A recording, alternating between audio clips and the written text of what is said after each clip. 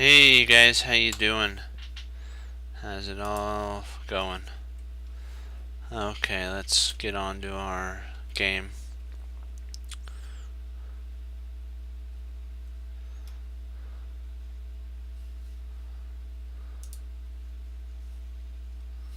There we go.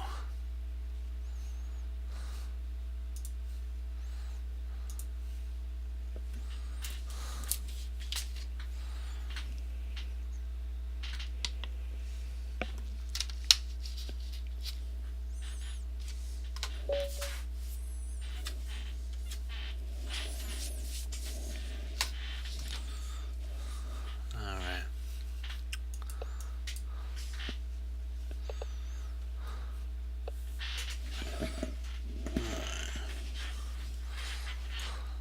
Exchange, not exchange, advanced variation. Let's just grab that.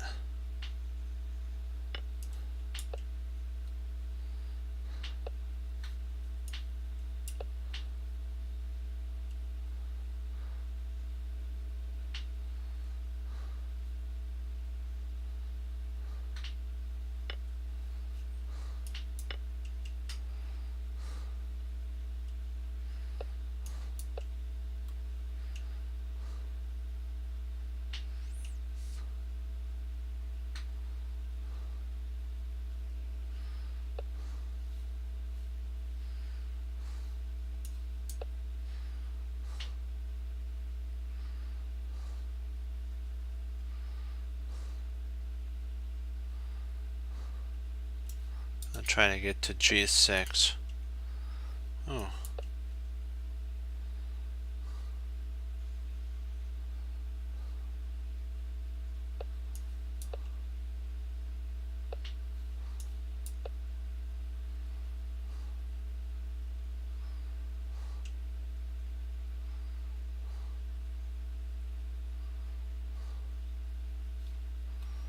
I'll fianchetto and go after this bishop.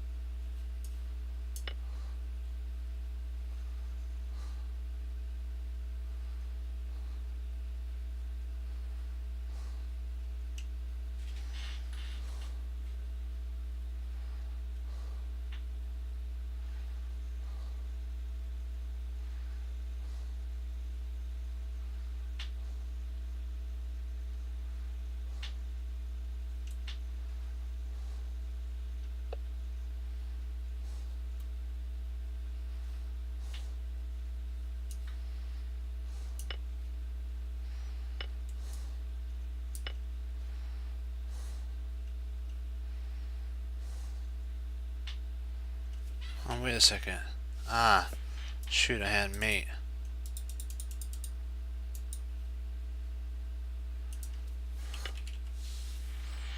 I missed mate there, that sucks.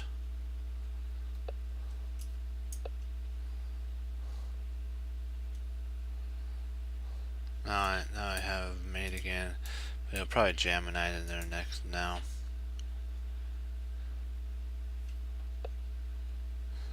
Oh, I didn't? Okay.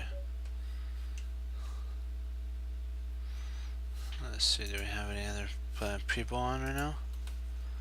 Nope, not yet. Good, we have good stuff. Excellent. Okay, let's do a new opponent.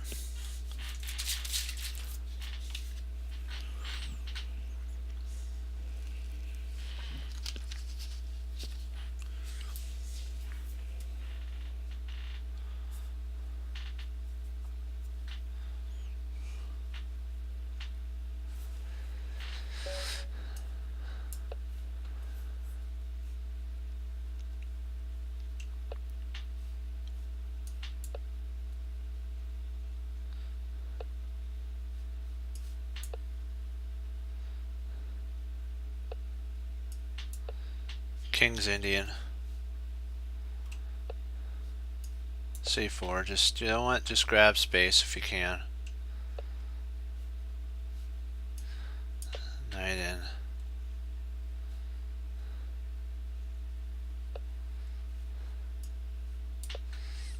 Bishop E.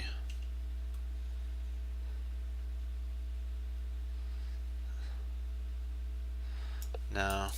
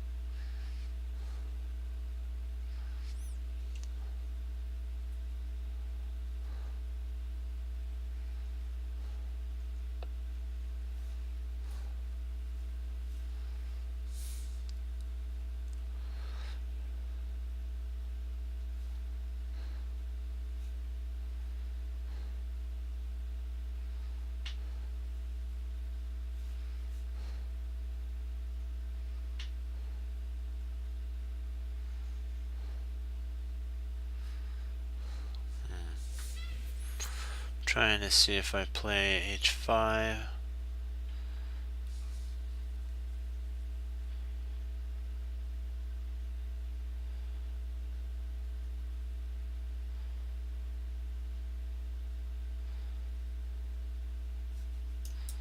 Just gonna go H5.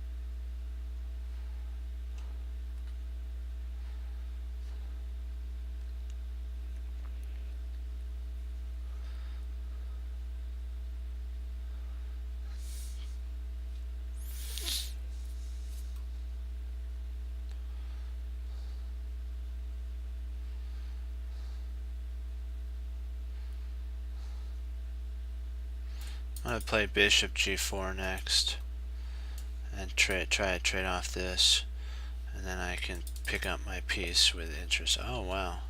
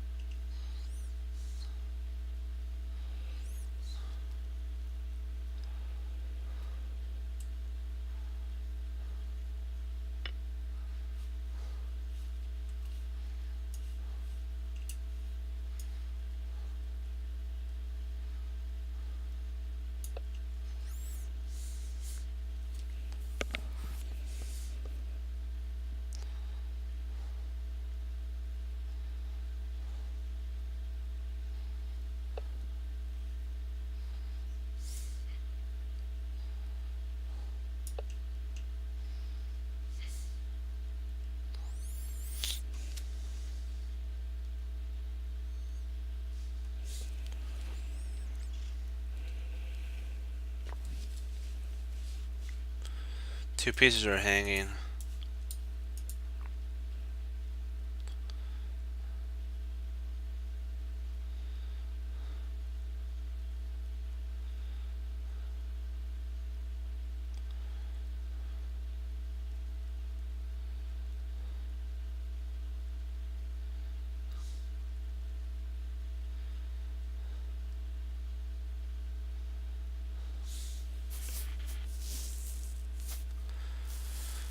Should be interesting here. Let's see if any of you guys are on. See if you guys good. Starting to come on good.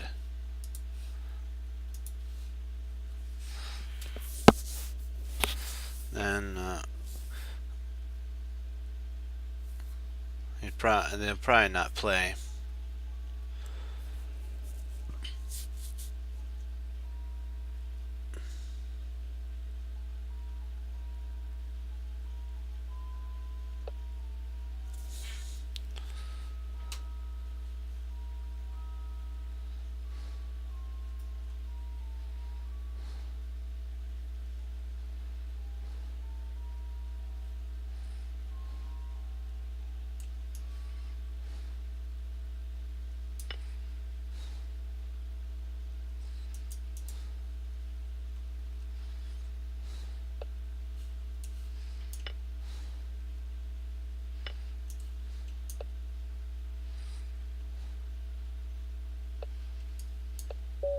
Boom.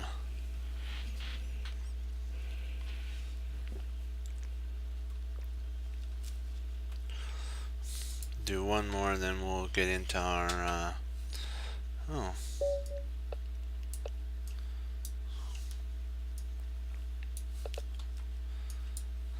let's see if it does the exchange. Yep.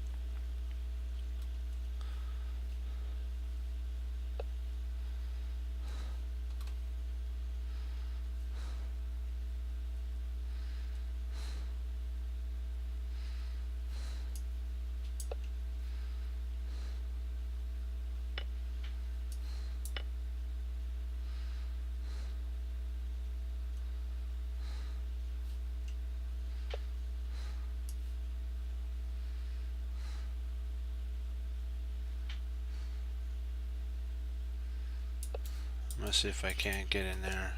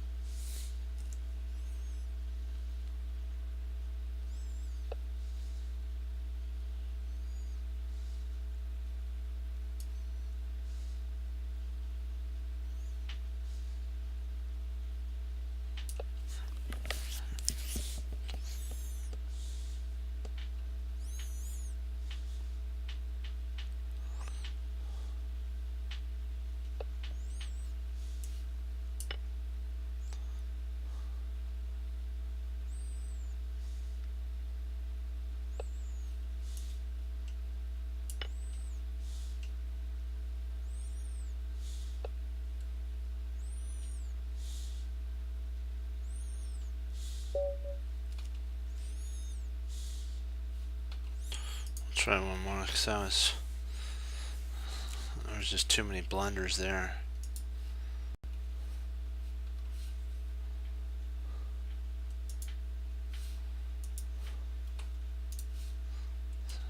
Oops. Sorry guys, gotta pull you back up there.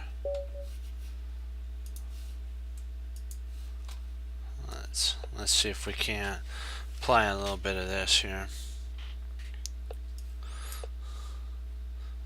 go the old-fashioned. I'll try F4.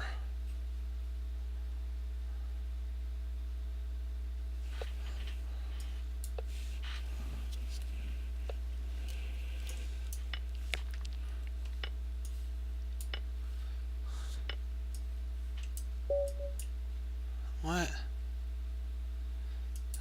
One more, I guess. We're on a roll. Let's try one more. Wow.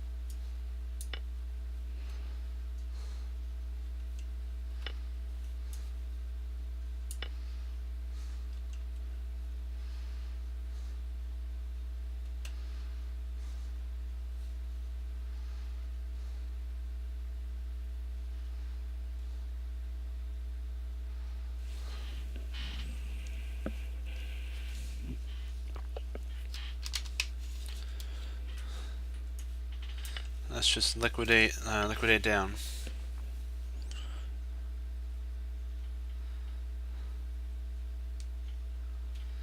Let's play F this to stop here, and I'll also give my king a flight square, and then I'll play here because I don't want him to get into G5.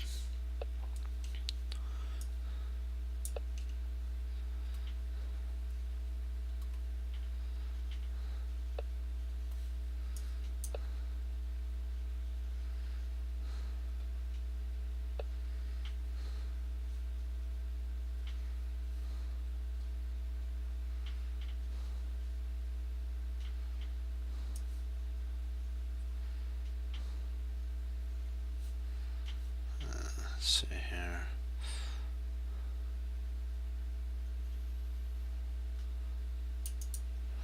I gotta be careful. Okay, castles. Yeah, I'm just gonna castle. He'll bring his rook to b7, and then I can play rook. Yeah.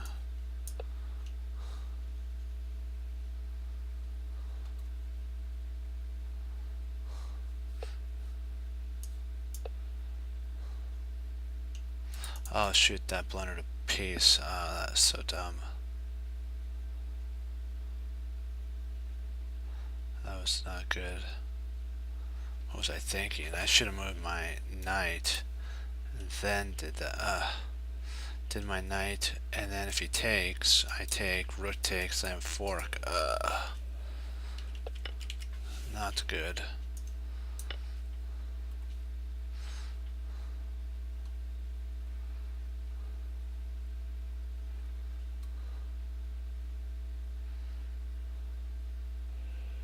But I do have these two passers, so I have to stay focused. Don't let your guard down.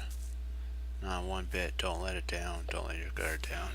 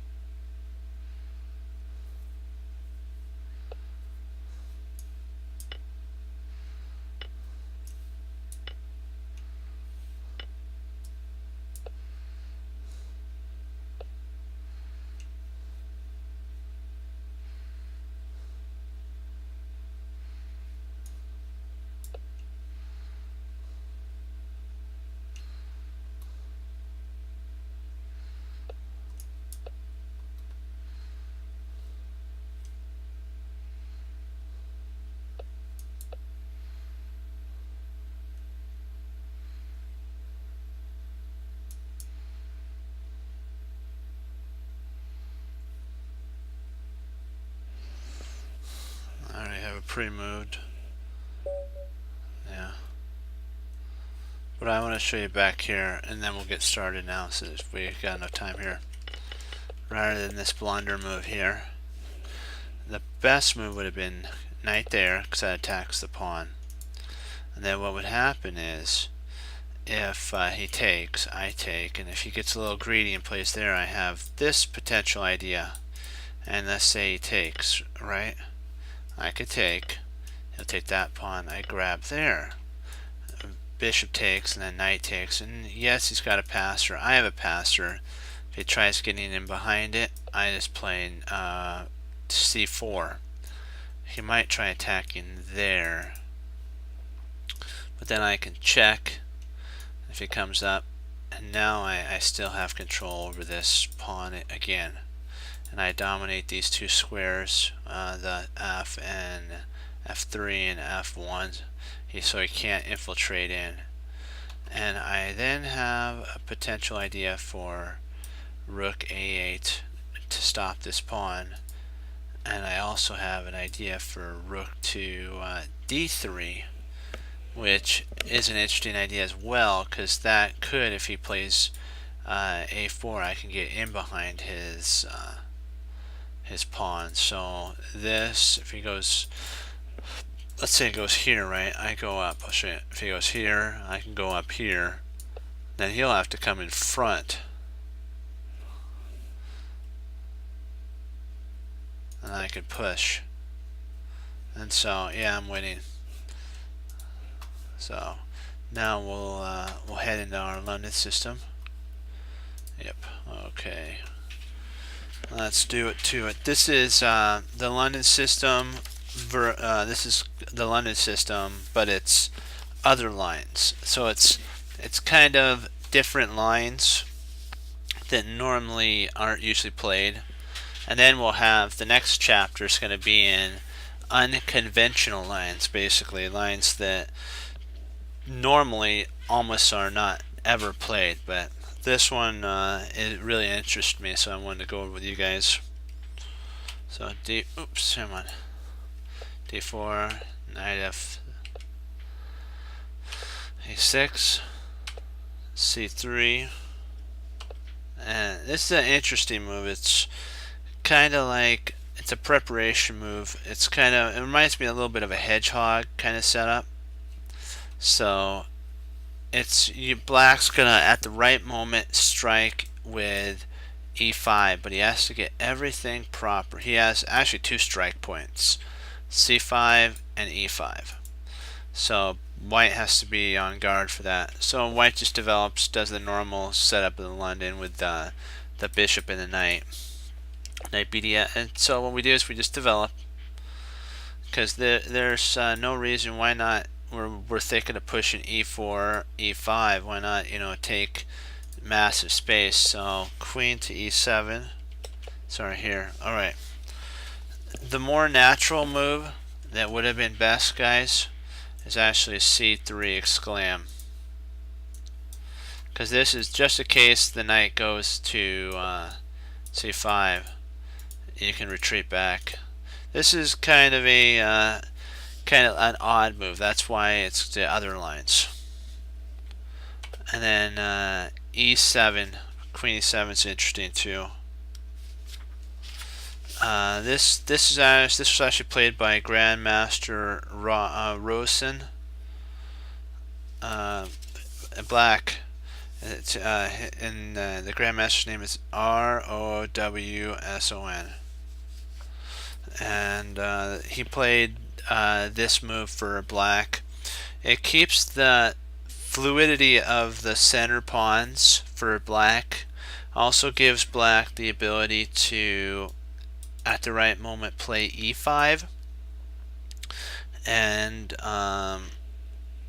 it's okay for a middle game setup, because you never know that black may want to castle. Maybe after fianchettoing, black could castle queenside at this point. So this sets up for castling queenside and e5. So white does a very wise thing and actually goes g3, bishop g3. You're probably wondering why didn't white go c3, right? That's actually a mistake because the line goes e5, e5, d takes, and bishop to g3. And what happens is e4 to attack the knight, knight to d4, e3. Now this is just a massive attack. F takes e, and then you have c6 exclaim. This is like, whoa.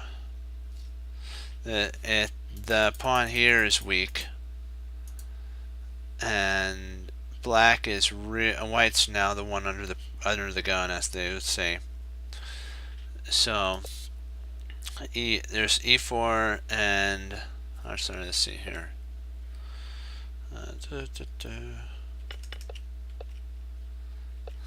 There's also e4. They're saying e5.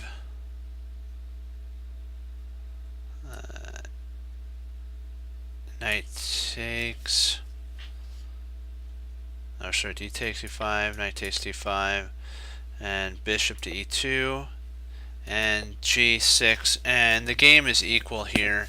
No, black has come out of the opening with an equal game. Not what white wants. White does not want an equal game. White wants an advantage. So black plays h6, but there is another line that appears. It's a hyper-aggressive line. If black plays e5 right away because he wants to keep with his move, that's actually a very interesting line. e3, and we just set up our line like in the London system. We just make our pyramid. Always remember that. Get your bishops like this, and then create the pyramid. Try not to fracture the top of your pyramid if you can. That's what Simon Williams teaches on his YouTube. If you're wondering about the London system, the bishop to f4. When I play that a lot, Grandmaster Simon Williams, his site is Ginger GM, and he has a lot of.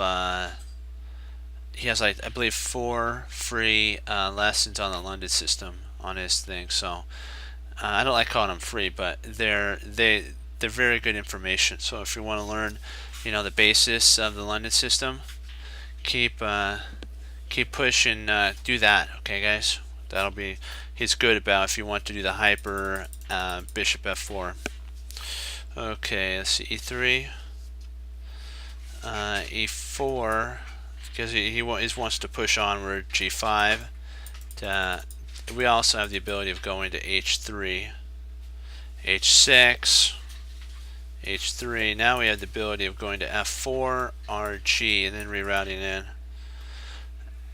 and g5, and then knight to g1, which is actually a really good move. And it looks crazy, but you've actually done something that usually in either the Grunfeld, the King's Indian, or I think we did the Sicilian. This is kind of a setup that if you can get black to do, you can slowly later on in the game take advantage of the g5 push, because it ends up becoming a sore thumb in black's setup. It's because if he ever tries castling kingside, he has tons of air around his king. So usually this is a sign that black's going to go more queenside. So you'll kind of get a feel. Your opponent may castle kingside, but if he does, then you know exactly what to do. You just plop knights in these areas. You put bishops, and just tack. Okay, let's see, where are we at now? Okay, bishop g7, and then h4. Remember, Harry, go. Yeah, he's going. Harry's like, I can lead the charge, Your Majesty. Don't worry. I can do it. I'll open it up for the king. I'll open it up for the army. and then we charge in the H file. I could do it, and then the king's like, it's like a David versus Goliath kind of thing. Harry's David, and he's facing Goliath, which is the G and H and the rook on H8 kind of setup. So that's kind of what I think of. So we could call our H pawn if we wanted to David. But then we'd have to we would have to change this, because I think we call it, if I'm not mistaken, I think we call this, oh, it's Daniel. We'll call this one Daniel. So, but we like Harry with for H. So okay, so this is kind of the setup. But this is really good for white.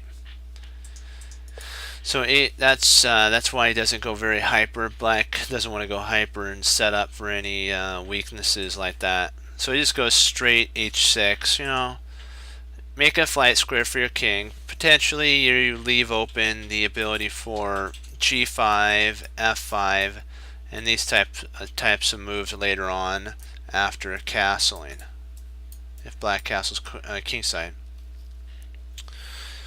So white goes E4 which is really good.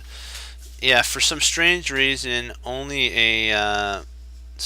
basically somebody who's kind of, I'd like to say, very energetic would play this, because you're provoking black to do what he wants, which is an Aikido principle. You're wanting him to attack you, so at the right moment you can push back and then take more from him. And E4 pushing 2 squares, there is no, basically, it's kind of it's a crazy move. I gotta say, it's kind of, it's, if you're one of those attackers that you're like, I want to push the mood, E4 is the move for you, but you have to be ready for a big time attack with this. Usually white plays the simple E3 and then does basically the standard London setup. This is more hyper, very hyper. There's also a sub route if you're you wanna not go really, you know, extreme. Oops, sorry. If you really don't want to go like an extreme, you know, all out blitz berserker kind of setup, you can play H3 and kind of just smooth play it for a little bit, and E5, E3. Just, you know, take it nice and slow if you just want to build up, because you actually have a really good game at this moment for white. You also have the ability if he goes E4, you can go knight and then reroute your knight in. Remember, you have G. You even have H2 if need be. So this H3 is a really prophylactic idea. And let me see. Okay, let's continue on. So E3. Okay, E4. Yep. There's one line. There's E4, and then there's G6. G6 is actually surprisingly one of the more accurate moves for black. This is, I'm going to say, probably more likely than not what your opponent may put on you, because they're going to try to say, I'm attacking your knight, I'm gaining space. But this is actually what, if you think about it, this is what white wants. He wants black to overextend, and then at the right moment we can go C4 and undermine his pawn structure. It's kind of a really odd, it reminds me almost of a French kind of setup, but it would be white that had a pawn here, not black. So if there is such a thing, a reverse French, I don't think there is, but if there was, this is kind of what a reversed French advanced, this is kind of what it reminds me of with that setup. Let me see here, G4, okay, G1, and then we also can go E2 we can go these two routes and in. So this move really weakened black to a pretty big degree. C6. Now he's going to try to go C a D5, which is kind of weird. This is a kind of an odd setup. If we would flip the board and have this be white, we would almost have an advanced variation, but a kind of hyper modern one. C4. This stops this setup here, but he could just push right on through. So, and at this point there's actually another line. You can go here, and I think that's the other line that they're talking about. I think, okay, it's yeah, it's similar to a oh, there is a reversed French. Wow, I didn't know that. It is. This is a pretty interesting setup. I had no idea there was actually a reversed French. That's cool. I always thought that black did the French, but I guess that is a reverse French. So we're spotting it right. That's cool. Okay, now let's look at the proper move for black. G6 is actually the move that gives black an advantage here. Let me see here. It allows for later on the knight to move after bishop G7. It didn't. The author didn't go into much detail on this one. So he said this is good because of bishop. He wrote a little bit about it, but he didn't do moves for both sides. So what I'm figuring is his writing says bishop G7 is the idea for black. Also knight to D5 and F5 at the same moment in this type of sequence would be what was played. Or if you're wanting to undermine, you can also play C5. C5 is a good move as well after this, because this then breaks down the top of the chain for black, for white. So he's saying that this is a very flexible move. G6 has a lot of opportunity for black, more than the straightforward E4, because that's just too concrete. This is a very prophylactic for black, and the H3 was a prophylactic idea for white. So they both did good moves. So now we'll get back to E4, which we talked about is the move that, if you're a berserker kind of setup person, that's the move for you. But if you're more of a slow play, setup, you can do that. I prefer. I see now why he does this, because you want to play there. There's also I've seen H4, which is like, whoa. This stops the G5 push right away.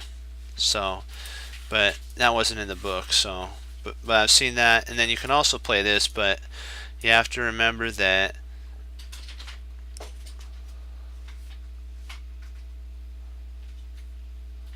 yeah, I like that kind of setup there, and this is kind of how I do it. And you have to be careful because G5 is played, and now you just got to be careful, because now you're going to retreat back. He'll take, and it depends. Do you want to take towards the center or away?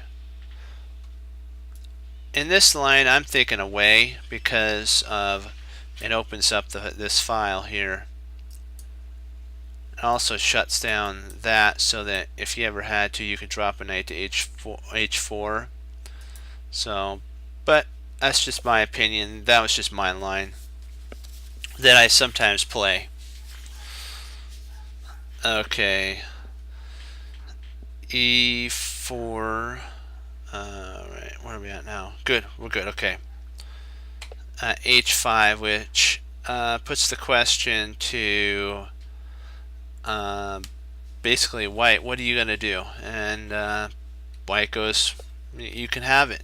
Take it. If you want my bishop, I'll be more than happy to allot you that, because then I'll take back and castles, and then I'll have this attack. So black just goes, not at this moment. I appreciate the gift, but I'm going to hold off for a couple moves. You can't really do anything. If you play h3, that only weakens your position after I take.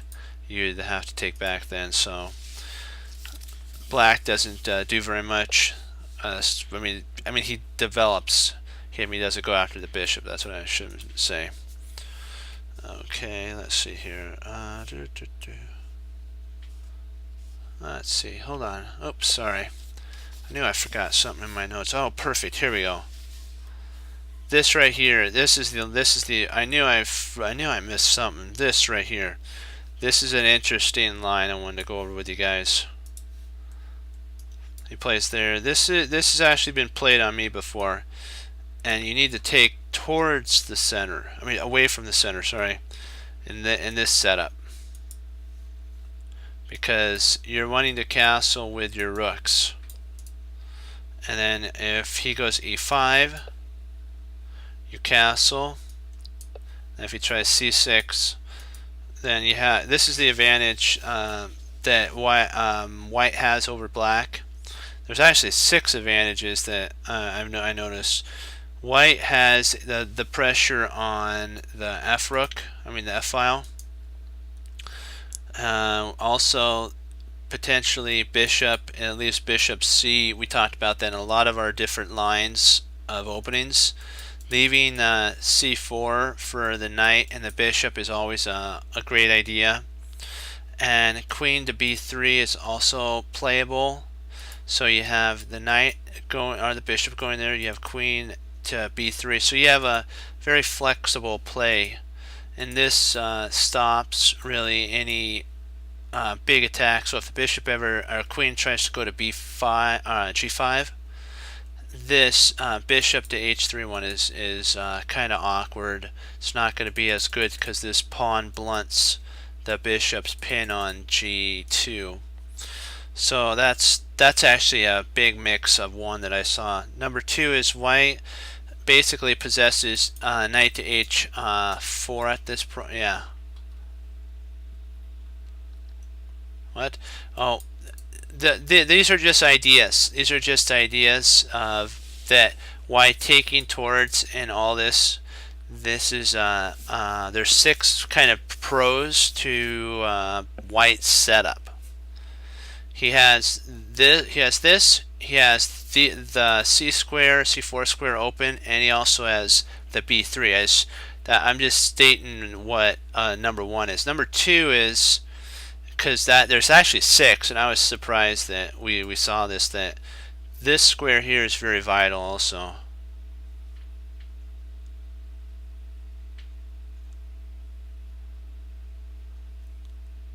Oh, yeah. But so knight c4 is a interesting idea too, because you can always jump your knight into f5. So this is pretty. That's number 2. Number 3 is white has a lead in development dramatically. If you notice, this bishop's blocked. This other bishop's blocked. The knight, really, if it goes there, it stops everything. Yeah. Oh, gotcha. That's true. That is true. Yeah, that's true. Yep. I gotcha. Yeah. And then number 4 out of the 6, I was like, wow, there's so much here. The d6 pawn is a backwards pawn.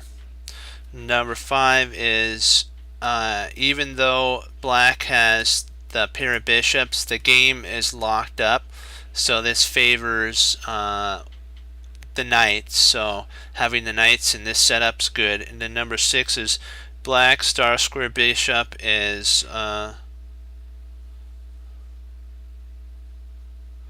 there's really no way for black to emphasize this at this moment, the dark squares. So it's good. for white all around. Black does have one bishop pair that white doesn't, which is the dark squares, but at this moment, if we can lock it down, the bishops are not so good, as I would like to say. So we'll just do a quick rehash. One, we have control of this for our bishop and knight. Queen, he has bad backward pawn. We have knight to h4. He does have the other bishop, the opposite colored bishop. Can't do anything with it right now. And we're ahead of development. Sweet, everything's going our way, so we're going to continue to push onward. He didn't play that because he saw the downfall with all that, so he just went g6 and decided to keep developing and just hold off taking, because it would have been a little too hyper at that point. So the white just develops and leaves his opportunity for castling queenside or castling kingside open. So black doesn't really know what white's going to do at this moment. It's kind of like, you don't want to, and some setups of the London, you don't want to basically, in basketball, telegraph, or football, you don't want to telegraph your pass or what you're going to do, who you're going to throw to, or stuff like that. So white doesn't want to say, I'm going to castle queenside and then allow black to just fling these pawns up the board like a crazy player. So he just stays in there. He also puts the question to black, what are you going to play?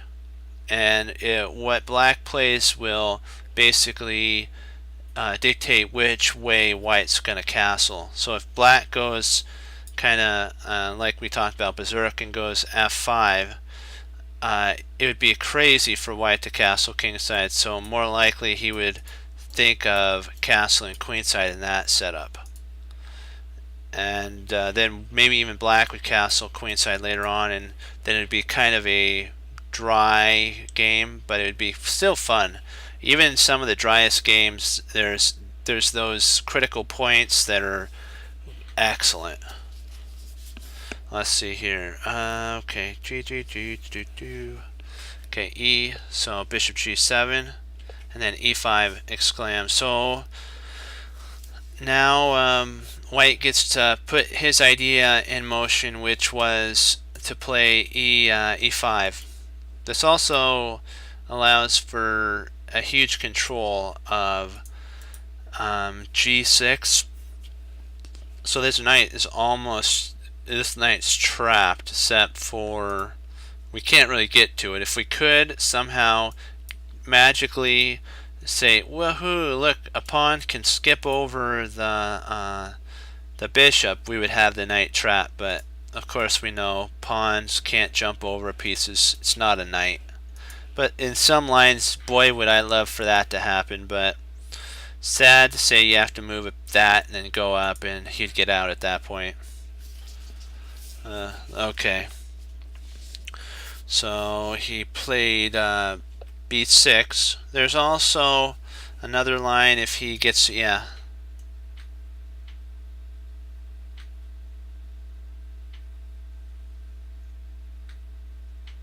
Yeah, there are some lines where we did study some games in like the King's Indian.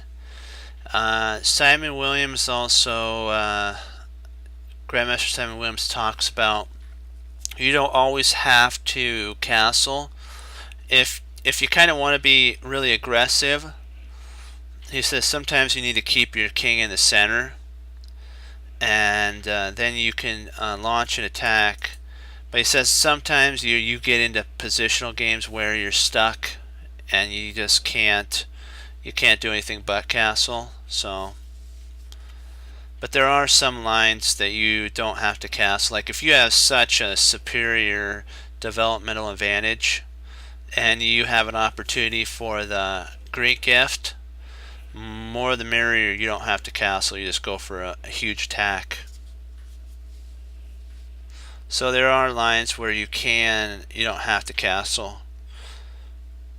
It all depends on what type of player you are. If you're more of an attacker, you're going to want to more likely keep your king more centralized for a while, develop, and then at the right moment when it fits your attack, then castle. I've done that before and won many games. Yeah, exactly. But in this line, we can't do that. But there are some where the Greek gift H4 does come into play. That's why Harry is our best pawned friend. He's the in the Greek gift. He's the warrior that you know what's always there for you. He's your little best friend. He comes really in handy, Harry. Okay, so G takes no, sorry, knight takes G3. I don't know what I was thinking. G, yeah. And let's see, then you play F takes. This is there's times when you take away from the center. Since black's going to be west's going to be mainly castling kingside, he's going to want to have an open file, because if black ever castles queenside, which potentially he might, the G4 G3 pawn is actually really helpful, because he can't just do like breakthroughs and do that. Well, he could, but then you would have this set up here, and it would be more open for a king to run. So you just got to know when. The author says you got to know when to take towards the center.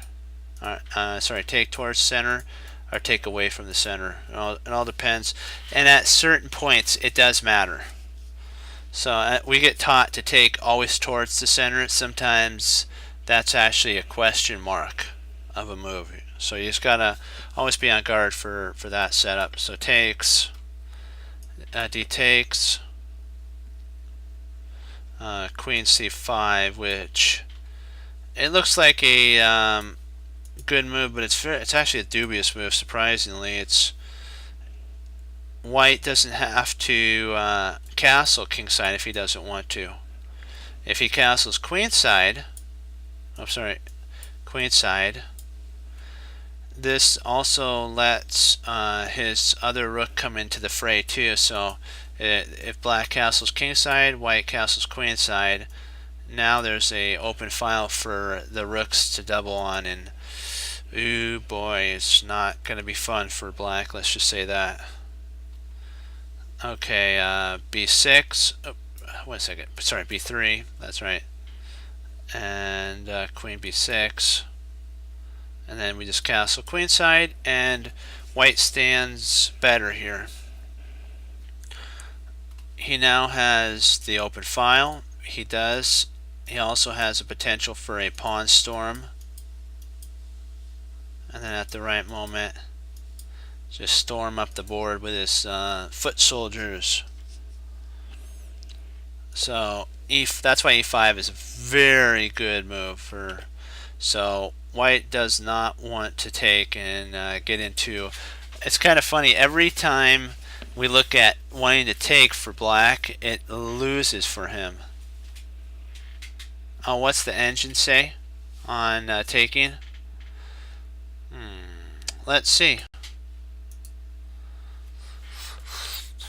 I usually don't do the engine until the very end. Yeah, it does. Give it a second. We'll see what it says, because the author used Fritz, the very beginning engine.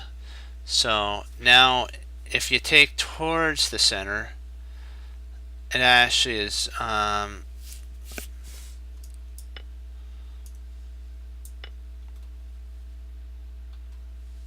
C5, knight B3, queen B, and then castle queenside, and it's equal.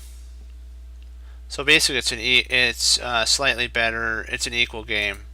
So surprisingly, it's equal. So this was the engines that the author used was Fritz. So you got to think how old Fritz is. That's what I was we went over a game yesterday in our studies, and it looked like a good line, but one of the chat members found a flaw in the move, and it was Fritz thought it was a good idea, the very beginning Fritz engines, but Stockfish found a error in it. And so we talked about that Fritz was probably 2500 at that time, and engines are now, they range from like 3000 all the way up to 3500. So their computing power is extremely higher than during the Fritz era. So we taught, so we says we can't get mad at the little Fritz engine that, back then it was doing the best it could for the computing power it had. And so we learned from it, and we kept pushing forward. Let's see, okay, e5, so b6, knight b6, knight to e4. Now he takes. Now it's okay to take. Then we again take away from the center. A good decision, the author said that his pawn structure, even though he's taking away. Yeah, that's true. I'm just saying. I'm just guessing that it could have been that. I'm just giving the engine the benefit of the doubt. So I don't know actually what Fritz was. But I just figure if Stockfish 9 found an error in it, that Fritz engine must not be as high rated as Stockfish's is. So who knows? It might be 2700. For all I know. Let's see here. So bishop. Okay, good. Yeah, good decision. You take away from the center. That's right. So that you open up the F file, like we've been talking about the whole entire time. And castle kingside, and then he castles queenside exclam. This actually is good for black. Castling would be he'd have to be brave-hearted, very have a lot of courage to have done done this castle, because now you're setting up for all your pieces to come flowing right into an attack. And bishop c6, rook f2, potentially we're going to be doubling up like we talked, knight d7, and white's king space attack chances give him more of an edge. It's not a high powered edge, but it's enough that white could convert it into more of an advantage over time. But black did not have the nerves to go for that, so he actually played the best move, which is castle queenside.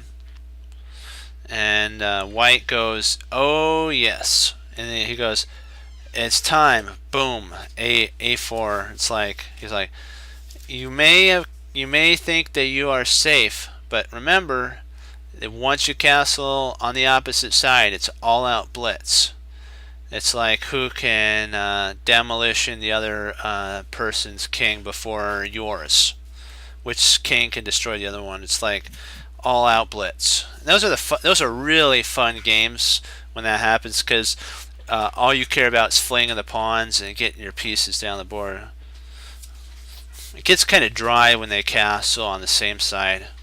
You have to slowly build up, wait for the right moment, and then implement your plan. That's castles. Okay, A. No time to waste. That's right. C6. There's some title players, that people who understand that you could grab this pawn. If you do, it's very dubious. Hey, how you doing, Fox? That's a very dubious move setup, because e takes. because we're wanting to tear the king's position to shreds. Let's see here. Takes. Oh, B3. Gotcha. I was wondering what line I was looking at in my notes. Okay, there we go. B3. Bishop takes B3. Bishop F to B1. Now you're getting to see the flow of the attack. You have to go all out in this line. Then you place there, and then wham, bang, bang, kapoof.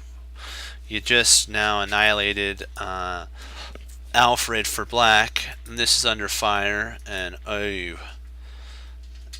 To wish that we wouldn't have done this move. To wish that we wouldn't have taken at this point. I'm sure the bishop regrets its enthusiasm taking, but it's too late. So the bishop says, I'm wiser than and I see what your plan is. You're not going to lure me into an attack. So he goes bishop to c6, and now black's the one saying push, overextend, push, and white's like, okay, thank you very much for more space. The knight moves, and then white goes, oh, thank you even more. I get another. I even get more space. Then then he pushes, and now white has a pawn on the 7th. There's been many games where a player, when it gets down to an endgame and it gets maybe a dark squared versus a dark squared bishop, and we're just going to say that this is a dark squared, that's dark squared. At a certain point, you can actually sacrifice if black's king's over here and this pawn's gone here, so that's pawn's off the board. You could potentially sacrifice your bishop. At the right moment, when the pawn takes back, it'll queen. I've actually seen a game where Bobby Fischer did that, and it's just incredible. You'd think, how could you do that? But the pawn's 2 squares away from queening. So black always in an endgame has to keep that thought in their mind to not let a sacrifice arise, especially if he loses the c7 pawn. Just he has to always got to look at that. Remember, yes, this pawn is protected, the b pawn, but remember, anytime this pawn is 2 squares away from queening, so gotta always keep that on tap. Let's see here. C6, we already did that. Okay, perfect. So B, A, okay. You could, besides A6, A6 is a good move. There's an even better one though. E takes D is actually best for white here. C takes D, B4, and now we get more of an attack. The king is open to the world, and so all we have to do is pawn storm him. And what is really black accomplished? He could play there. No big. We just retreat back, and we have these two. We have this, so he plays here. We retreat back. If he does something, we just get these pawns going, and it's good for us. Okay, B4, F5, like what we talked about. Wham. Knight D to E2, B5. Oops, my bad, not that, wrong one. It has to be E5, then B5 for white, that's right. Bishop takes, and then G takes. And it looks more promising for white than A6. The A6 push is a little too overzealous, as I say it. But if you could somehow get a queen in here, you do have a back rank mate, so It's not the total best move, but it's not a bad move. So queen to d5, which is an interesting move. You're actually, by doing this, you're tempting white to play. You're enticing white to play c4, and who wouldn't in this line play c4? Then he retreats back, a8. E takes d, c takes d, and then b4 exclam. This threatens to play c5 and basically tear the position of black's shielding, just destroy his shielding with one final swoop. Boom. So king b8 was played. If we're thinking that d5 is a good idea, don't play d5. It's a dubious move. It only helps. We just retreat back, and we don't mind this opening up because we can then implant a rook to come, because we still have a pawn on a6. That's the thorn in the side of black. I mean, yeah, in the side of black. That's right. D takes c. Knight takes c.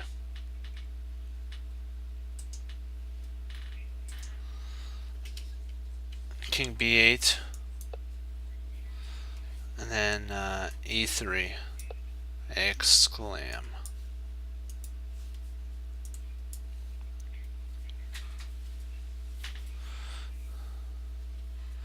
Intending f4 at the right moment, so even if the queen comes down and grabs here, we're intending to go f4.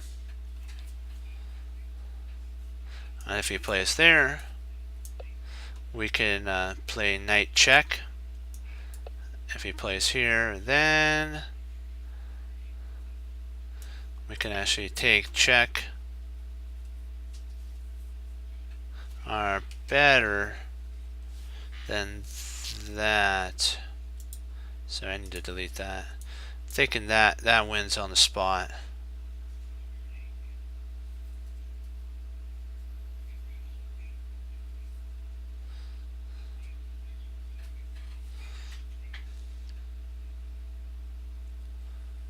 No, because he can actually intercept there. And if we try that, well, no, I guess we could do that. Because then if he takes, oh wow, yikes. Now I see why e3 is an exclam move. Snikes. That's very intense. That's a pretty big one. So b c5, t takes, and then we play b takes, because you don't want to take towards this way, because then you're blocking your rook's route for an attack. This way, when you take b takes, he really can't take, because if he did, you then can bring potentially this rook up, over, and then back rank mate. Let me see here. So there. So f5 exclam, and knight to d2. Surprisingly, best is f1, f2. Gives you more flexibility to something similar to this.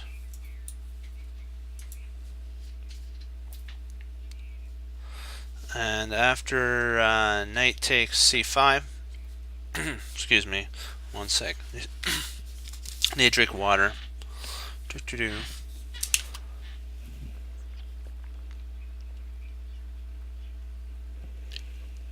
Much better. Got dry in the mouth for some reason. Okay, I'm good now. Okay, c takes d. Bishop takes, rook takes, and then c takes. Alright, queen takes c. Reaching a superior setup actually what was in the game. This is very similar to what actually ends up. But it would have given white at least some chance. But because white played back here knight to e2, ed2, and it didn't turn out as well as he thought. d6, if you're wondering, if you're wondering, is d6. Hold on, knight. Sorry, d5, not d6, d5. Bishop d5 is actually a mistake. I don't know where I got d6 from. Because you have rook a to b1, giving white winning chances because of this here. So black just goes kaboom and takes the pawn. D takes, queen takes check, and king goes to h1. He takes, everything's straightforward here.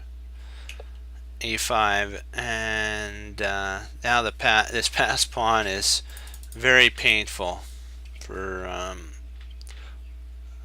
white. Knight b3, but white doesn't give up, so you gotta commend him on that. And black actually blunders, so white goes, I can win a pawn now.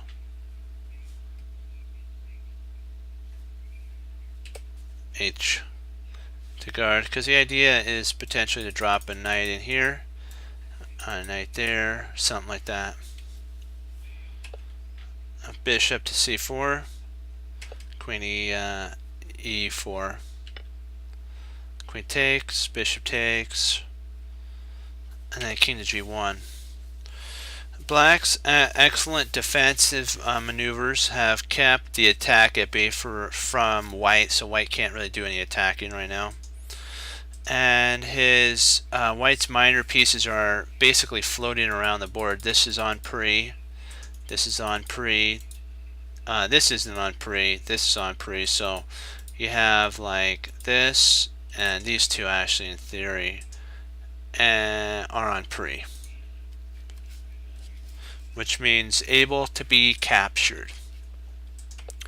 Rook to c7, rook a4, and then he blunders. It's like, oh, you had the win in your grasp.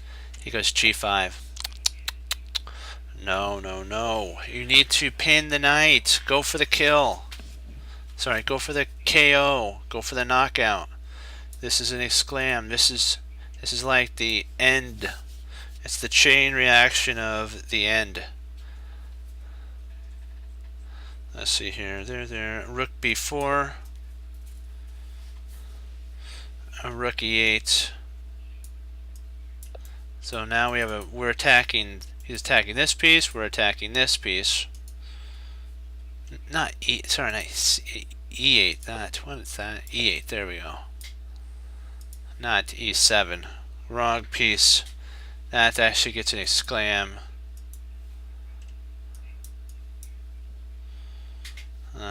Knight takes the pawn, and then rook to e4.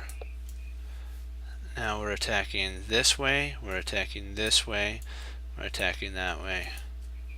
Exclam again. So two back-to-back exclams for black. Knight a5.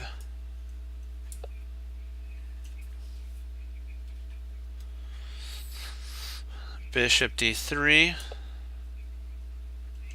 Now we're attacking that way. Takes, bishop takes, rook takes, knight to b7, rook b2, h4, and then b5, exclam, because basically this pawn's going to end up becoming black's passer. But he blunders and goes g5. So close, so close. It's like he could have tasted the one on his side. On the other side, he could have tasted the victory, but he blew it. With one move, he lost his entire advantage and allowed the king to get into the fight now. And then he played a dubious move, d5. And white just said, you know, if you're giving me time. This reminds me of a game that was at St. Louis just recently. It was Gruschek, Alexander Gruschek, had world champion Grandmaster Magnus Carlsen on the ropes. Magnus. And he did like 3 or 4 back, I think it's like 2 or 3 moves back to back that were like really interesting. All he had to do was play like these couple moves, but he got low in time.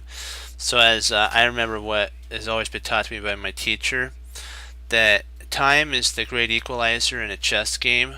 If you get your opponent into time problems, they may even give back a piece or an initiative. And Magnus was ahead in time, Alexander wasn't, and so he ended up getting a draw. So, but he was in a losing position, or not a loss, but a losing. It was a losing position.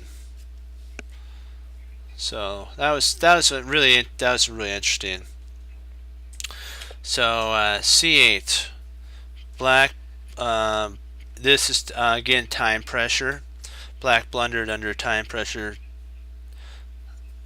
Mistake, but there is a blunder. Don't get too excited about taking. This is what'll happen. Double question mark here, which means total blunder. Knight d to f6. c8. Rook takes the bishop, so you just want a piece. d2 check. King e3. Rook takes the pawn.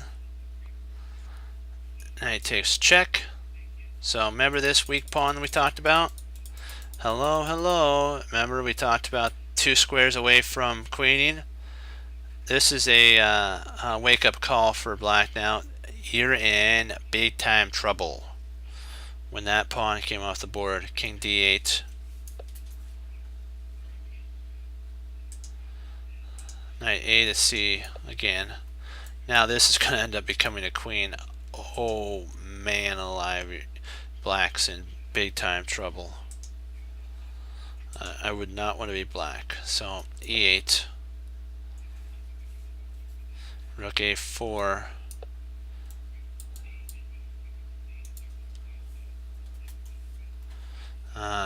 c8. a4, a8,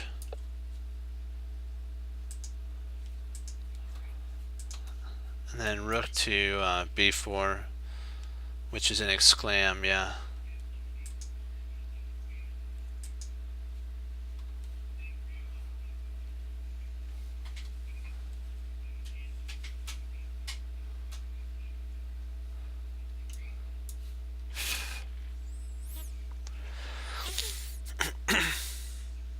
Let's see, where are we? Yeah, it is an interesting for sure.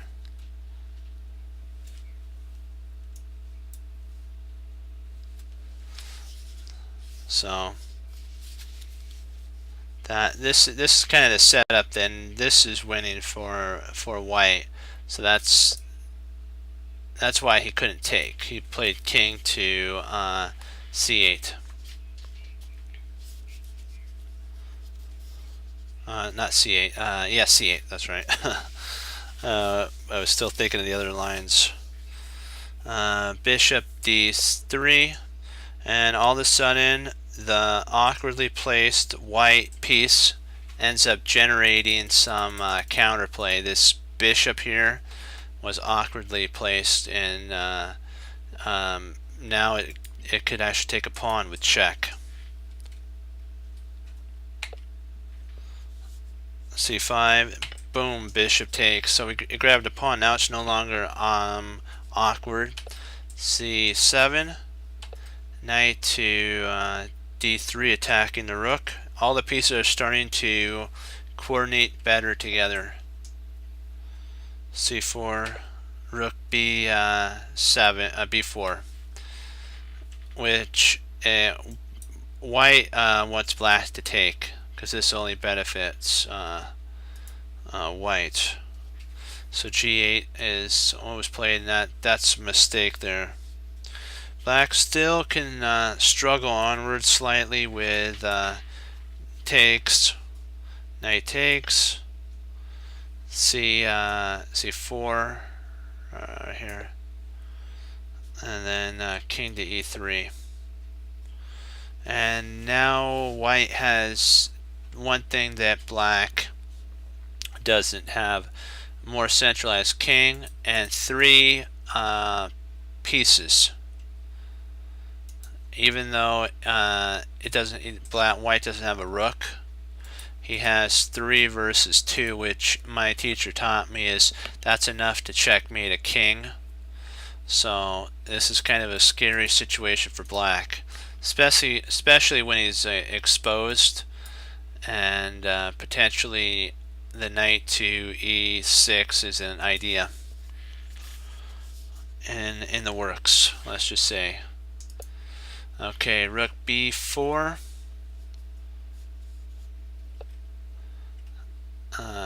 queen, okay, back, knight b5, check, king b8, knight to e5 with a lot of attack coming down and so then c1 was played. If you're wondering what would happen if takes here, that's a mistake again too, because it's met by c6, a fork. And if when the king moves to a, now you can actually go c7 mate. So he played there, and then knight to d7, check. White resigned. There's a more hopeless. White can, or black can continue onward, but this is a double question mark move. This king move. This actually didn't happen.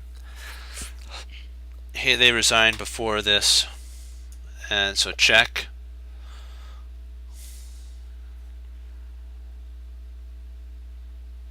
And there's also potentially, if rook takes, there's two lines as well.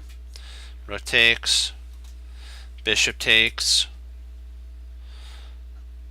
There's also one more other line here that still doesn't allot anything. And rook to d4, and you now have a threat. A discovery check winning a rook, and d4 gets an exclam on this line. So there's 4 different setups that could come to pass. But this is the only one that I'm going to put a triangle right there, because that's actually where the game stopped. I'm just going to leave it for you guys. That's where it stopped. And now we're going to read the summary, and then we'll do a couple puzzles. Then I got to log off. Let's see here. Let's see, where are we at? Okay, d4. You can play e4 at the right moment. Where did we play e4? Hold on. Let me get there. Hold on. Did I? Oh, right here. You may try e4. That's what they're saying, rather than e3 on rare occasions. But it's basically optimum for you to, if you're going to play the London system, to go e3. One of his students, he says, has played the London system for the last 10 years, and he has yet to play the e4 move in any of his games, any of the games that his student competed in. So it's a very rare line, e4. You have to have a ton of courage. Yeah.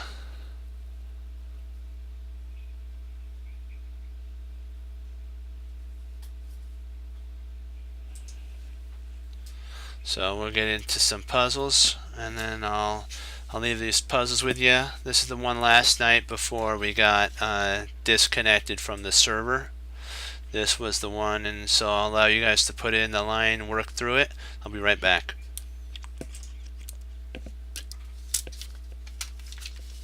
Okay.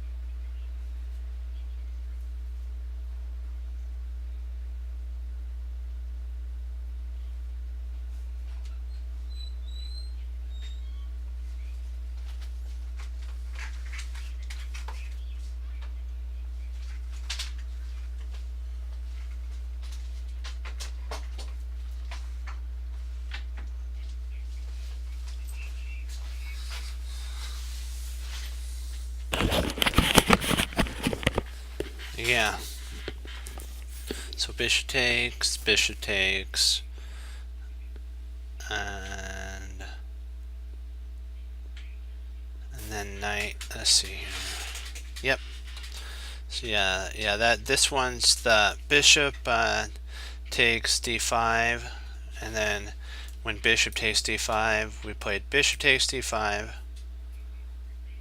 Or should I think, don't we start off, I think we start off, if I'm not mistaken, with, no, we don't.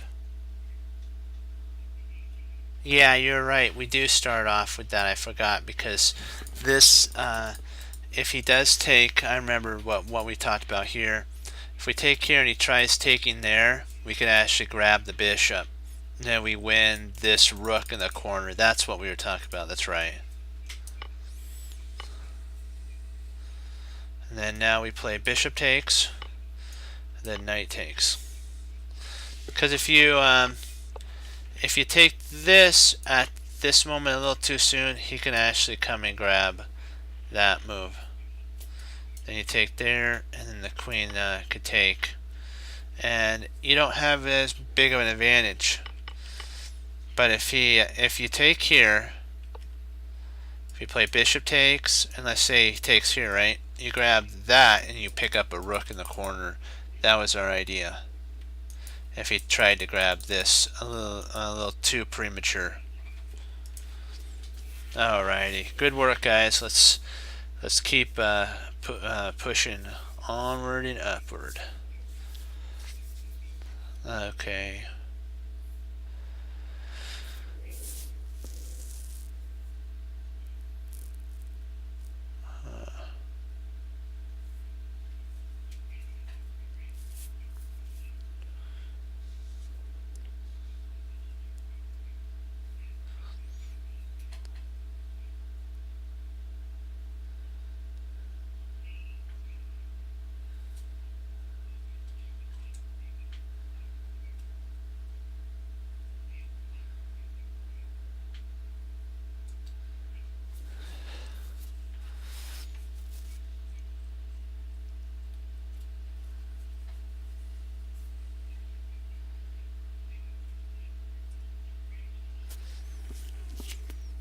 I'm trying to see, there's a couple candidate moves that we can actually do. There's rook f5, rook f5, or queen b4 check. Oh, that's a check too.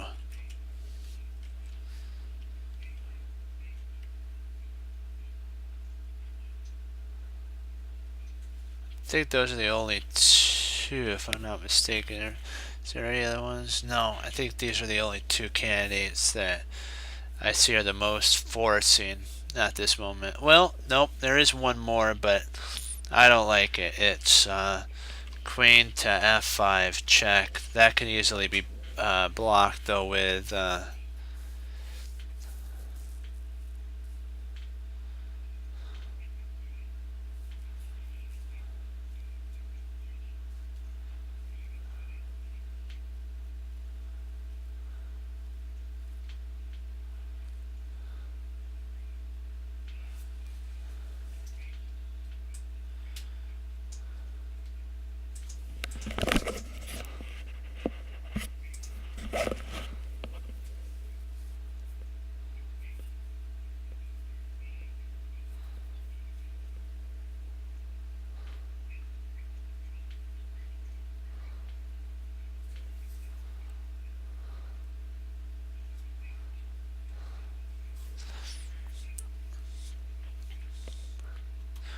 I was seeing it potentially if yeah.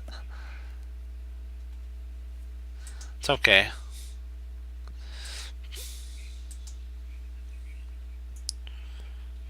But the only problem with that is he could block there. So that does not bode well with us.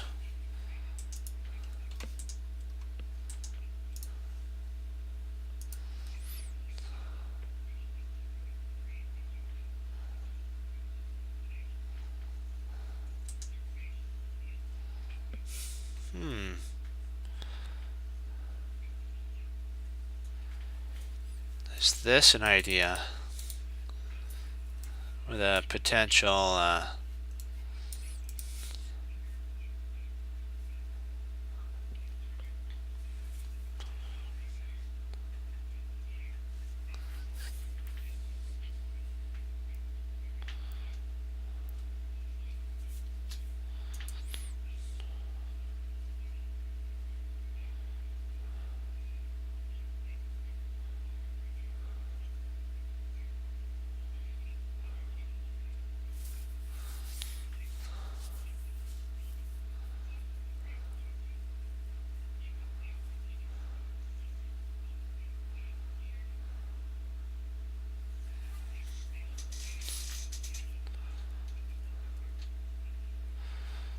I'm trying to see if queen b7 might not bring something into play with a potential queen to e7.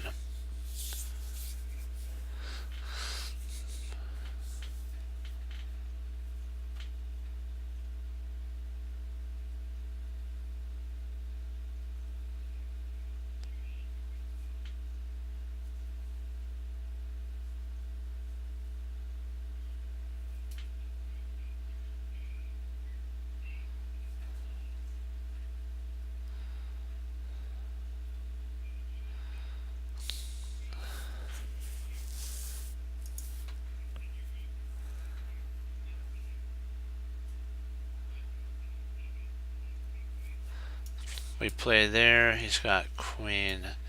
He's got queen here. We check. He can skadoodle there.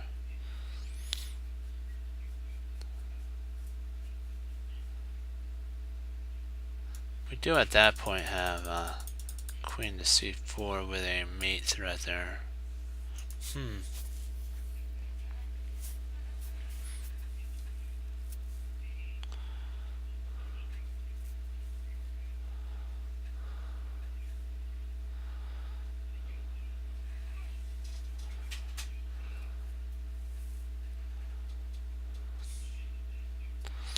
Well, if he did this,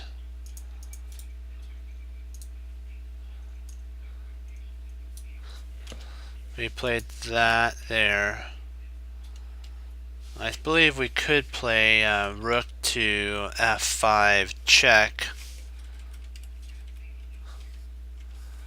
Rook f5 check. So if we played here, he played there. Rook f5 check. If the king moves this way, we can actually play check. And then when the king moved that way, we play rook to e8. Rook takes e8. Queen takes e8. Queen there, and yeah, it ends up in mate.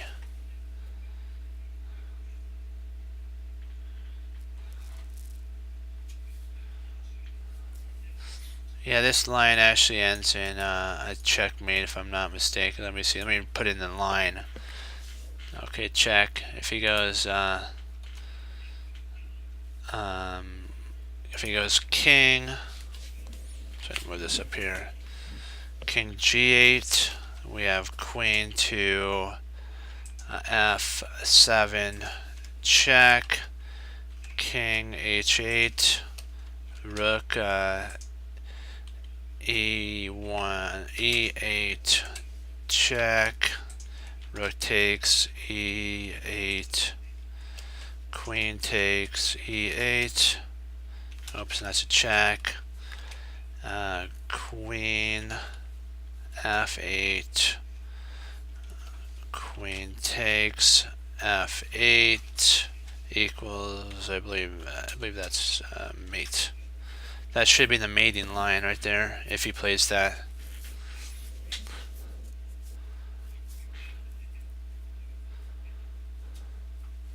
That should be mate.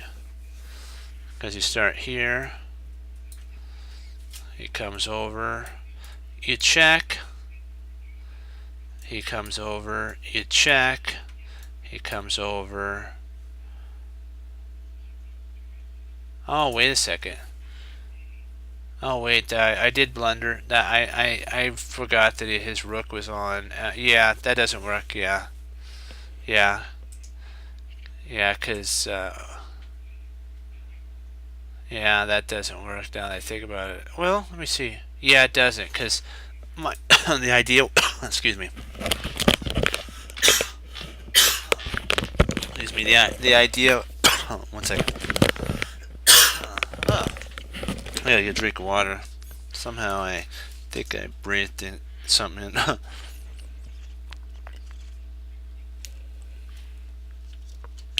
Much better. Excuse me. Okay. Yeah, you can't do that. That's right. I thought that I imagined that the rook was still on e5. It's on f5, and so it doesn't work.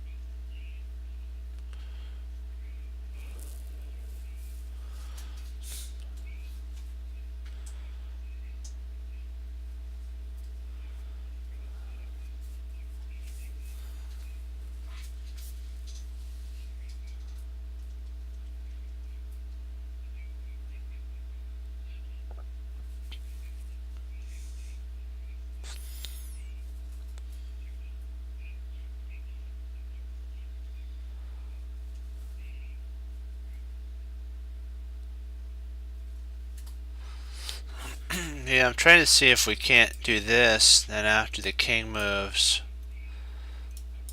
we play bishop, but I think the same result happens.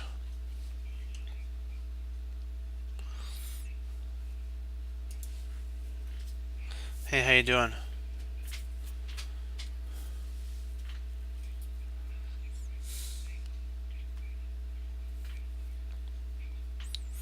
Wow.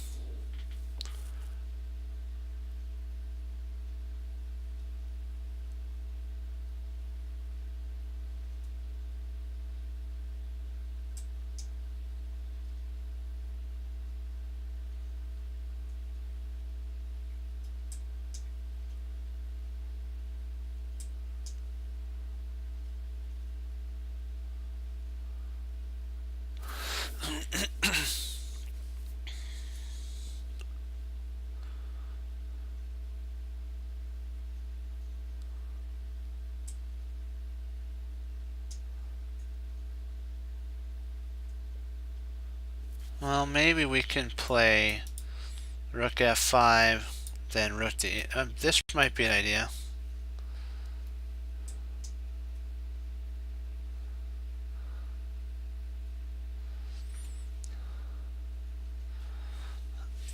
Rook f5 check, king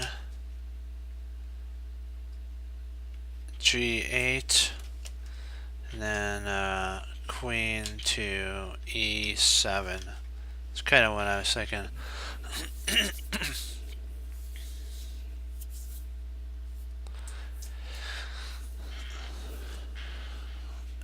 Here, and then queen there.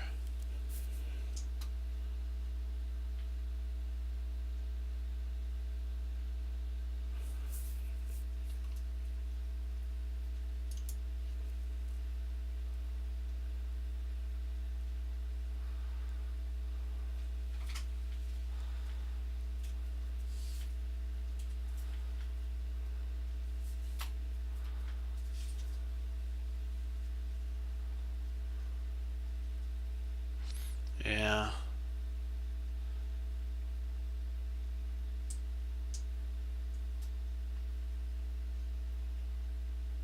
Yeah. So that doesn't work. I was trying to see if we could make that work, but I guess not.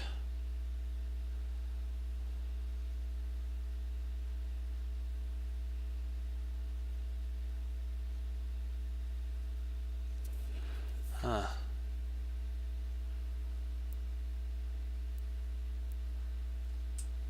Yeah.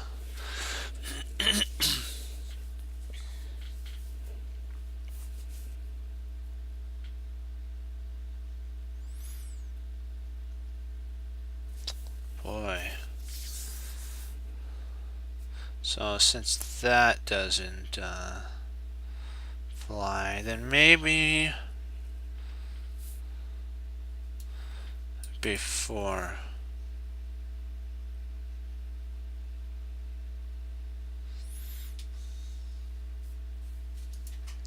C4.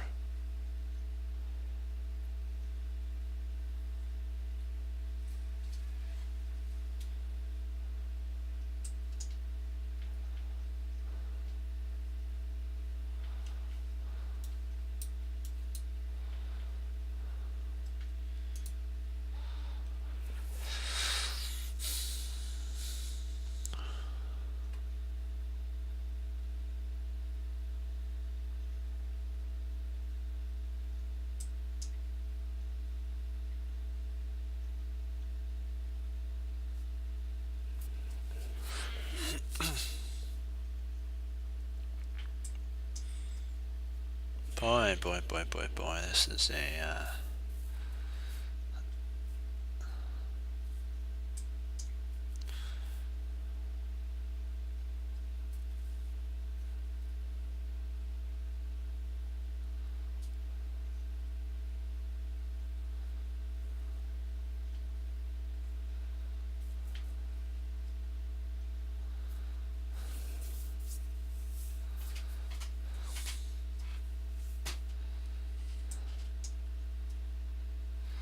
we're missing something here that's very subtle move. Queen C4, Queen F6.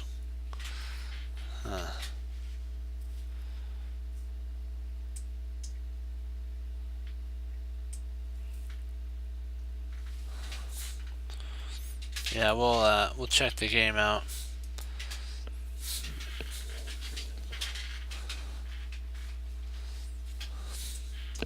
Yeah, we'll do that. Because I'm not really sure on that one. I don't want to guess on it if we're not sure. Okay, H4, H5, Bishop D3, Bishop takes D3. Okay. Oh, you did the advanced variation of the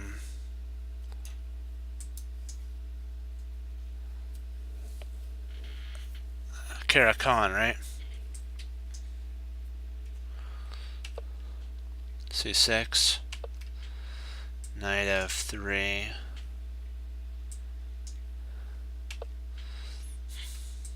And you guys always know I got time for a game to go over, so that's what we're about, getting better. So a check there. And C3, pawn takes. So boy, the queen is really exposed here. Castles.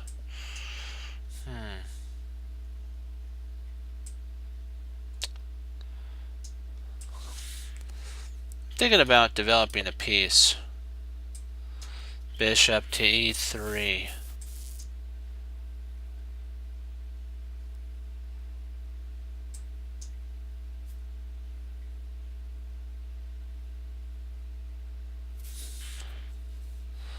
And then if queen goes to A, we go B4.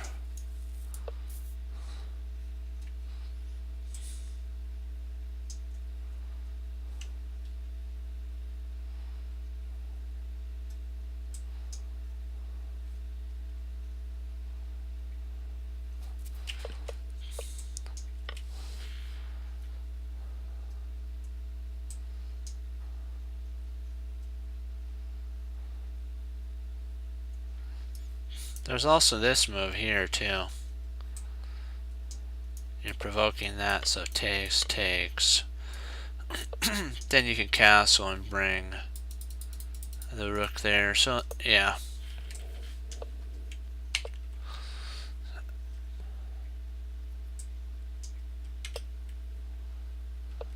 Okay. Really nice. You're trying to trap the queen. That's sweet.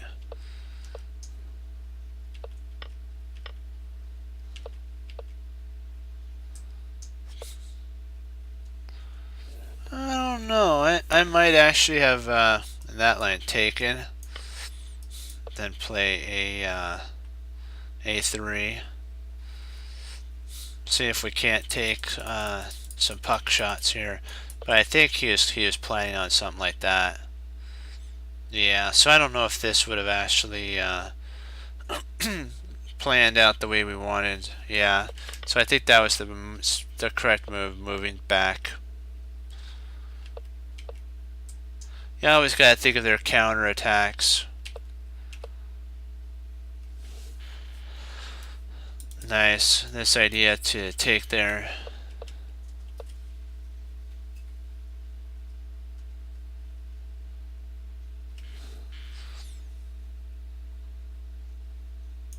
I was thinking you might play here.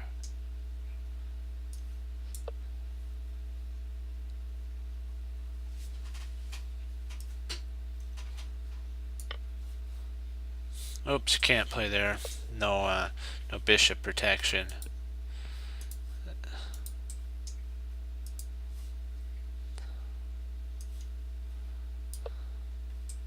Now this is a threat, so he's gonna have to play something like this.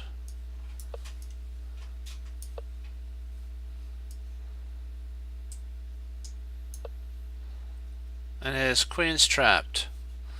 So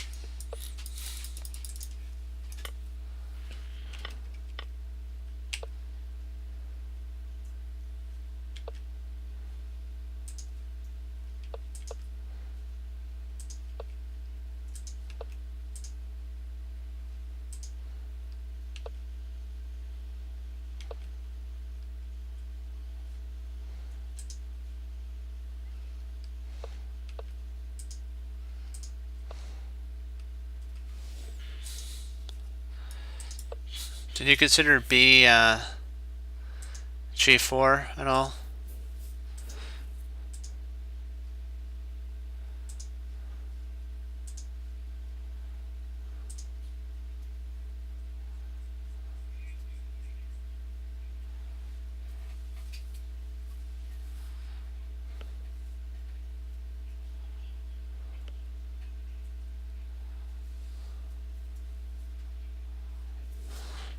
Oh.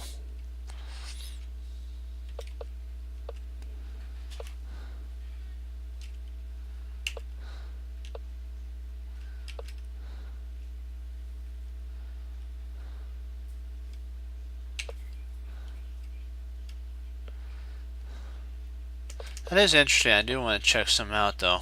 I do want to see what does the engine think about this.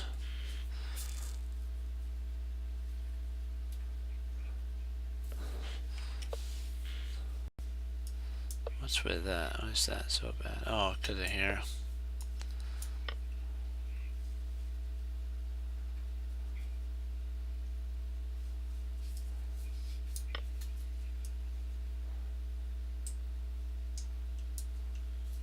Oh, a pin.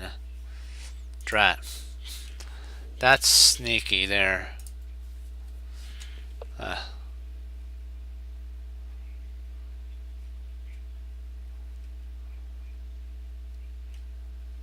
Okay. We'll take a look at it. We'll take a look at it after this. Okay. Okay. We'll take a look at it.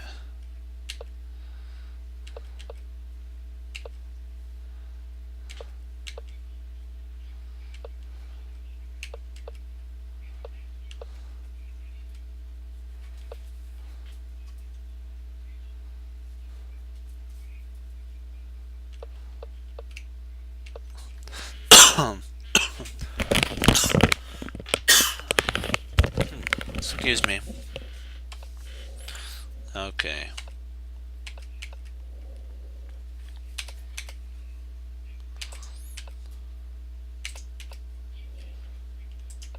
Huh.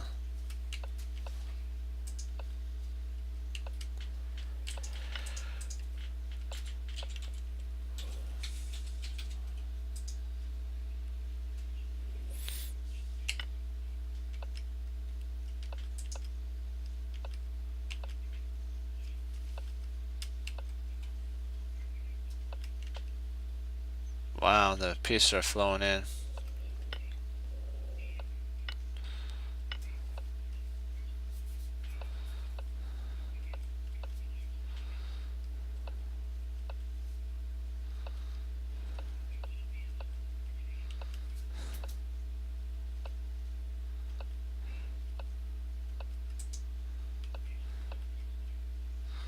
Wow, black's totally locked down there.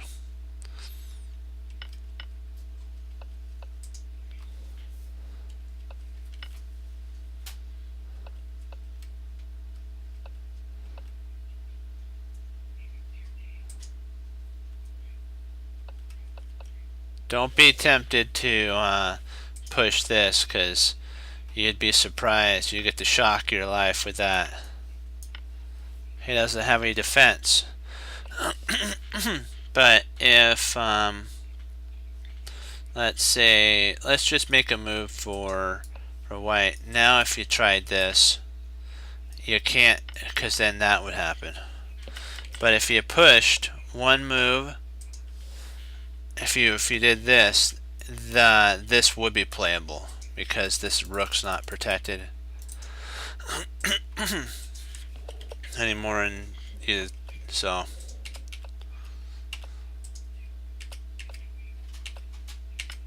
takes another pawn. Very similar to a Lucinda. Wow, another pawn bites the dust.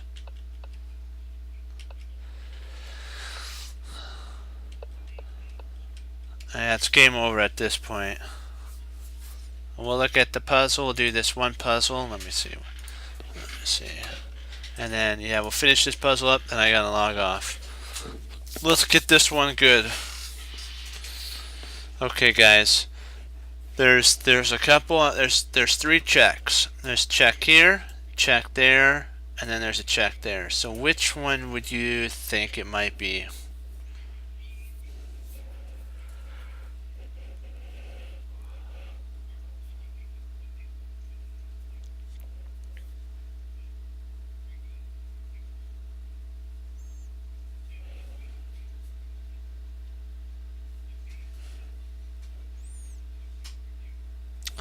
Okay, let's go with it.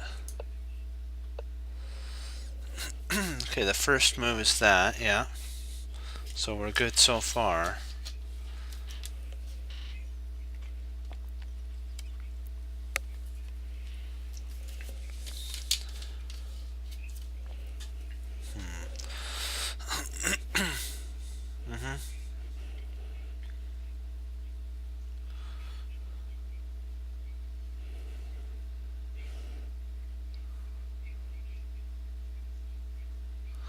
This, we talked, this leads to, he protects with that move.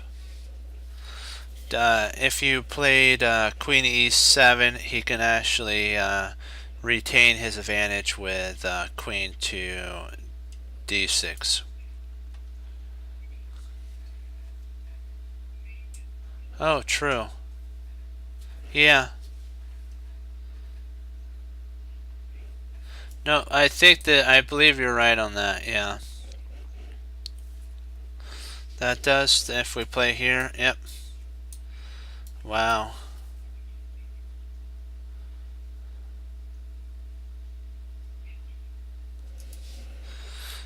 Yeah.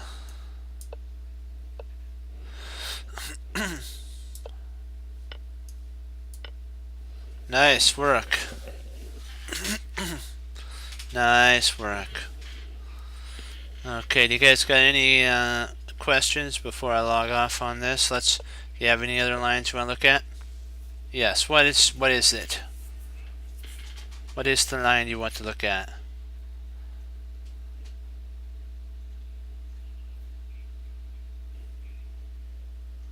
Oh, you want to look at your queen c4 one?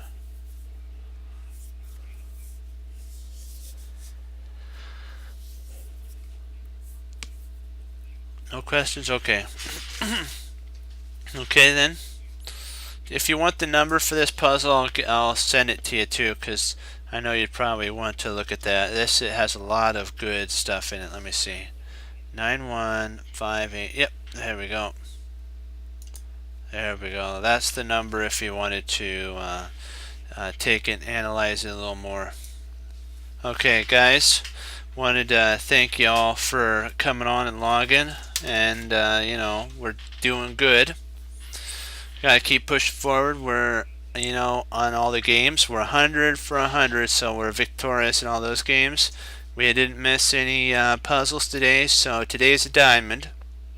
Remember, there are days when it's a stone, but trust me, under our coal, I call it coal, which is like a stone.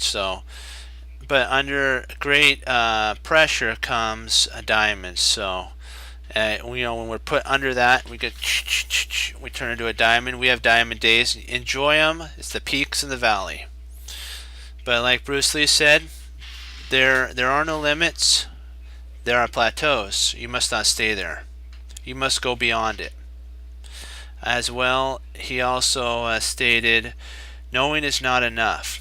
You must apply. Willing is not enough. You must do. And that's what we have to be able to do. We have to be able to move from the comfort zone that we're at right now, the plateau.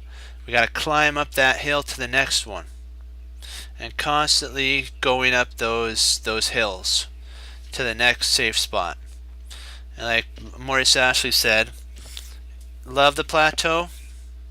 That's, at that moment, have comfort in it, but don't stop. Keep pushing forward. So, and let me see. We're doing real good. So we have to remember that, like what Hannibal Smith is, we have to be the one to find the correct moves. And if we could do that every time, find the correct move, you can't but win. So take your time. Don't rush it. Don't imagine that the move's there when it isn't there. And just play the best move and win. So, guys, I will leave you with that. As Wesley So says, through the Lord Jesus, as I say, God bless. And I'll see you guys next time on Chess Cruncher TV. Have a blessed morning, afternoon, and evening, guys. And Lord willing, I'll be back on tomorrow, and we'll continue the other lines of the London system to see what more comes up. Interesting, more lines. Yeah, so we'll do puzzles, games, and stuff like that. If you guys have games, bring them in. Bring them on in. We'll go over them. Yeah, so also keep the Gulf states in your guys' prayers and thoughts. And also Japan and China, that there's a hurricane going through there, that they're safe as well. Okay, guys, be blessed, and I'll see you guys tomorrow. Go Team Chess Cruncher. Great job, guys. Bye bye, guys. Be blessed.